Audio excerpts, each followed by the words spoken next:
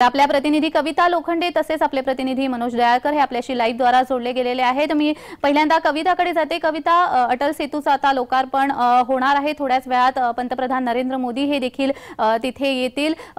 या सेतूमुळे बऱ्याच लोकांना, नागरिकांना याचा फायदा होणार आहे। कशा पद्धतीने यांचा फायदा होईल?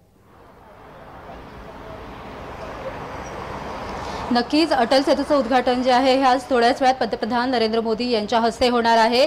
मोठ्या प्रमाणात पोलीस बंदोबस्त तैनात करण्यात आलेला आहे। नागरिकांना याचा मोठा फायदा होणार आहे, कारण की ज्या मार्गाने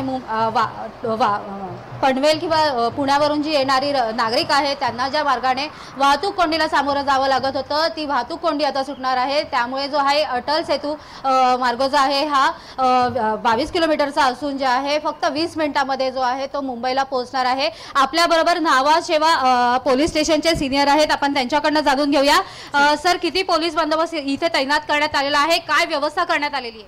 बंदोबस्त तर मोठ्या प्रमाणामध्ये आहे। तुम्ही बघत असाल कितीतरी बंदोबस्त लावण्यात आलेला आहे आणि हा VVIP बंदोबस्त आहे, त्याच्यामध्ये सगळेजण अलर्ट असतात आणि मोठ्या प्रमाणावरती बंदोबस्त लावण्यात आलेला आहे। सगळेजण आम्ही अलर्ट आहोत। नक्कीच थोड्या वेळात पंतप्रधान नरेंद्र मोदी जे आहेत हे नवी मुंबई आंतरराष्ट्रीय विमानतळाच्या सभास्थळी येणार आहेत। त्यासाठी पोलीस प्रशासन देखील आता सतर्क झालेलं पाहायला मिळत आहे। जानवी, कविता, तुम्ही आमच्याशी अशाच जोडलेल्या राहा। दरम्यान आमचे